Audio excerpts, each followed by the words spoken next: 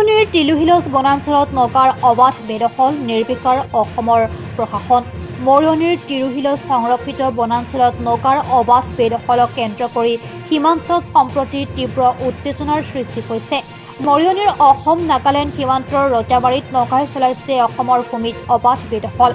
নাগালেণ্ডৰ য়াংচি চি বস্তিৰ নগাই অসমৰ টিলুহিলজ বনাঞ্চলৰ সেউজ বনভূমি উচ্ছান কৰি অসমৰ মাটিত স্থাপন কৰিছে ইখনৰ পাছত সিখন চাহ ৰবৰৰ বাগিচা। কেৱল ইমানেই নহয়, সীমান্তৰ ৰজাবাৰী গাঁৱৰ বহুকেইঘৰ ব্যক্তিৰ ৰাজহুৱা মাটিতো নগাই অস্ত্ৰ শস্ত্ৰৰ ভয় ভাবুকিৰে চলাইছে বেদখল। হয়, আচলতে অতি লজ্জাজনক কথা।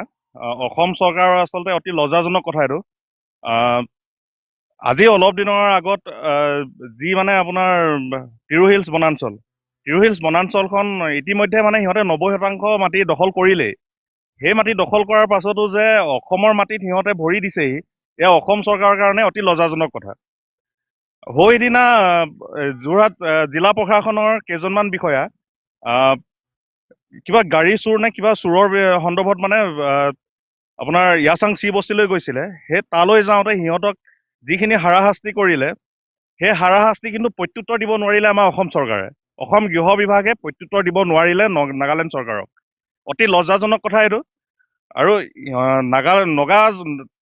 নগা বাসিন্দা নগাসকলে যে আহি পিনি আপোনাৰ অসমৰ মাটিত যে বেদখল কৰিবলৈ আহিছে, সেই বিষয় লৈ কিন্তু অতি চিন্তনীয় হৈছে। একচুৱেলি মোৰ ঘৰ পাহাৰৰ কিনাৰত। মোৰ কাৰণে আচলতে এইটো ভয় লগা কথা এটা, যে কাইলৈ আহি পিনি মোৰ ঘৰৰ বাৰীত যে সিহঁতে দখল নকৰিব, কোনো মানেই নাই তাত। যোৰহাট জিলা প্ৰশাসনক এটাই সকীয়াই থওঁ যে সদৌ টাই আহোম ছাত্ৰ সন্থা চেলেংহাট আঞ্চলিক সমিতিয়ে কিন্তু হাত সাৱটি বহি নাথাকে। যদি এনেকৈ নগাই যদি এনেকৈ বেদখল কৰি থাকে, যোৰহাট জিলা প্ৰশাসনলৈ আমি বাট চাই নাথাকো। আমি গণতান্ত্ৰিকভাৱে আন্দোলন কৰিম।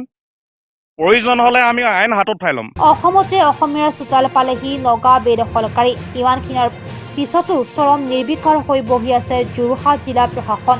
কেতিয়ালৈ সৎসাহস হ'ব যোৰহাট জিলা প্ৰশাসনৰ নগা বেদখলকাৰীক উত্তৰ দিবলৈ, এতিয়া সীমান্তৱৰ্তী লোকৰ প্ৰশ্ন।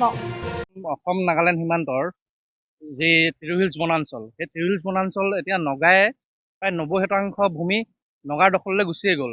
বাকী থকা আমাৰ বনাঞ্চলখনৰ এতিয়া নগাই সেই আগ্ৰাসনো আগলৈ গতি কৰি আহি আছে। এতিয়া আমাৰ যি ৰাজহ গাঁও, আমাৰ লেপচি, আগৰ পুৰণা লেপচি গাঁও, তাতো এতিয়া আপোনাৰ নগাই মানুহৰ ঘৰৰ ভেটি দখল কৰিবলৈ উঠি পৰি লাগিছে। এই ক্ষেত্ৰত কিন্তু আমাৰ যোৰহাট জিলা প্ৰশাসন আৰু আমাৰ তিয়ক SDC তেওঁলোক নিমাত। এই ক্ষেত্ৰত আমাৰ জনসাধাৰণৰ কিন্তু ইয়াৰ প্ৰতি কিবা অস্তিত্বত দেখা দিয়া যেন লাগিছে, আমাৰ প্ৰতি কিবা ভাবুকি অহাৰ দৰে লাগিছে।